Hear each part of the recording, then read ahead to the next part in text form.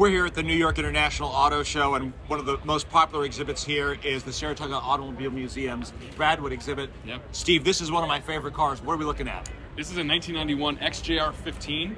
It's a super limited production car that Jaguar made. I meant to go Le Mans racing. It didn't really do its full job. They were only supposed to make 50 of them. They ended up making 53, and actually only 3 of them in yellow. So we actually have a pretty rare car here.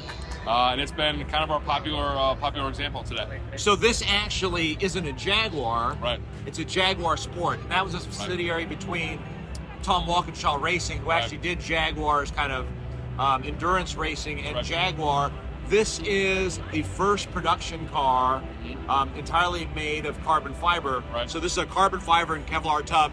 The guy that designed this, Tony Southgate, is the only engineer to have won racing's Triple Crown. Right. So Southgate designed cars, won the Monaco Grand Prix, the Indy 500, the 24 Hours of Le Mans. Yeah.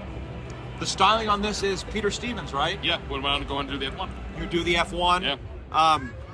This is essentially the inheritor to Jaguar's C&D types, which is a race car for the road, or a road car that is based on a race car. Yeah.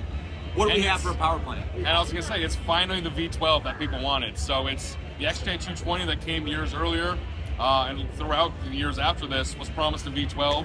It never came to be. We got the twin-turbo V6 in that car.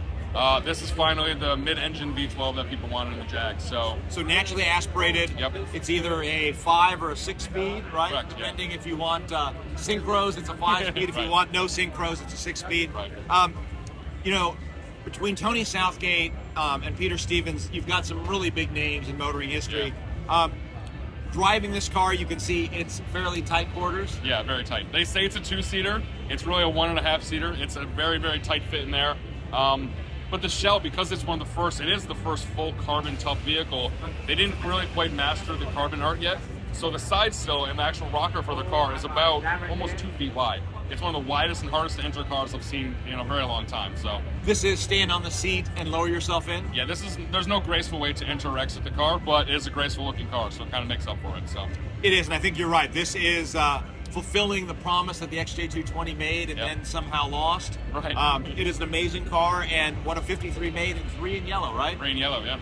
Well, thanks to the Cultivated Collector for loaning us the car, and thanks to you guys for bringing Radwood to the New York International Auto Show. Happy to. It's fun. Thanks, Steve. Thanks.